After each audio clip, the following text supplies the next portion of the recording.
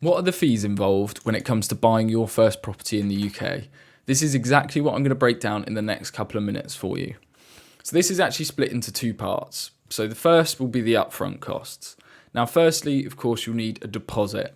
Now, I don't really consider this to be a cost because it's an investment, right? You're putting the money into the property, and as long as that property holds its value, then you'll still have that much in equity. And normally, of course, what happens if you look at the last 10, 15, 20 years of property values, they've gone up. So it's definitely an investment. The actual costs can be stamp duty. So stamp duty, as long as you're a first-time buyer anywhere in the world and you're buying up to £425,000 as a maximum at the moment, and I'm making this video in August 2024, then you wouldn't pay any stamp duty. So that's the first one. Secondly, you've then got mortgage-related fees. So normally with a mortgage product, there's two fees. There's a lender arrangement fee, which is normally about £1,000. This is just a fee that the lender charges for arranging the mortgage. It's very standard. Then sometimes there's a valuation fee, although most lenders actually do this free of charge, so it's not normally something you have to consider. There will also then be a broker fee. So just to give you the example of what we charge about £500. So those are the kind of the fees involved in the mortgage. You'll then have legal fees. So under this is one, the solicitor's cost, and then two, all the other legal costs. So there's searches and a few other things that come into that as well.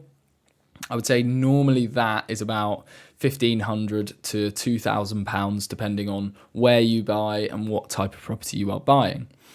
Now, if you were buying an older property, then you might want to consider getting a home buyer's survey done, and in which case you would normally have to spend about somewhere between £600 and £800 to get this. You've then got moving costs, which could be things like furniture. It can also be things like actually paying to get things moved from where you're currently living into the new property as well. Now, all of that is the total upfront cost. So once you add that together, that's your total upfront cost budget, and that's what you need on top of the deposit that I mentioned at the beginning.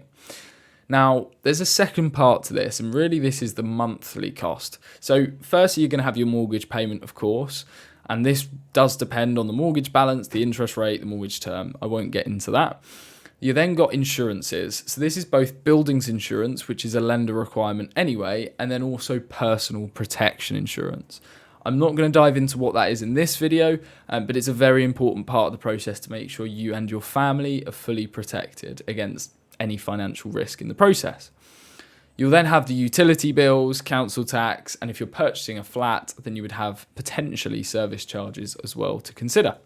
So both of those are obviously the costs of buying a property in the UK. Hopefully you found that helpful. If you've got any questions, drop me a message in the comment section below. And also, I've got another video that I know you will love.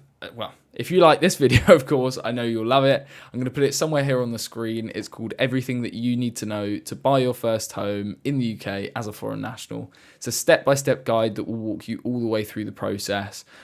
Super in-depth. So click on the button, give it a watch, and hopefully you find it useful. Hope you enjoyed the video, and I'll see you in the next.